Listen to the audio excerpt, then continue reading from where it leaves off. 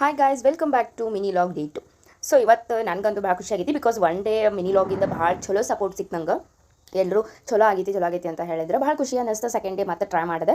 So ಇವತ್ತಿನ plan ಏನಂತ ಹೇಳಿದ್ರೆ, ಸೊ ಇವತ್ತಿನ ಪ್ಲಾನ್ ಅಂತೂ ಭಾಳ ಜಬರ್ದಸ್ತ್ ಪ್ಲಾನ್ ಐತಿ. ಸೊ ಆ ಪ್ಲಾನ್ನ ಒಂದು ವಿತಿನ್ 2 ಡೇಸ್ ಒಳಗೆ ನಾವು ಅನೌನ್ಸ್ ಮಾಡ್ತೀವಿ. ನೋಡ್ರಿ ನಮ್ಮ ಮಮ್ಮಿ ರಂಗೋಲಿ ಹೆಂಗೆ ಹಾಕ್ಯಾರ. ಸೊ ಇವತ್ತು ಬರೀ ಕಸ ಹೊಡ್ಕೊಳ್ಳೋದಷ್ಟೇ. ಬಿಕಾಸ್ ಯಾಕಂದ್ರೆ ಇವತ್ತು ಗುರುವಾರ ದಿನ ಗುರುಬಲ ಹೋಗುತ್ತೆ ಅಂತ ಹೇಳಿ ನೆಲ ಒರೆಸಂಗಿಲ್ಲ. ಸೊ ಇವತ್ತು ಒನ್ ಡೇ ಬಿಟ್ಟು ಎವ್ರಿ ಡೇ ಒರೆಸ್ತೀವಿ.